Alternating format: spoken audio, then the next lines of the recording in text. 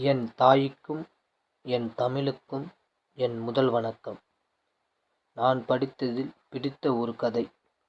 அதை உங்கள் மத்தியில் சொல்வதில் பெருமை கொள்கிறேன். தலைப்பு: மௌனமாய் ஒரு வெற்றி. வெளியூர் சென்று கொண்டிருந்த ஒருவன் வழியில் ஒரு சத்திரத்தைக் கண்டான். இங்கு தங்கி ஓய்வெடுத்து செல்லலாம் என்று எண்ணத்தில் குதிரையை விட்டு இறங்கினான். குதிரையை அருகில் இருந்த மரத்தில் கட்டினான். அது உண்பதற்கு புல் போட்டுவிட்டு சத்திரத்துக்குள் நுழைந்தான். அப்போது அங்கிருந்து ஒரு குறும்பன் ஒருவன் குதிரையின் வால் முடியை பிடித்து இழுத்தான். இதை பார்த்த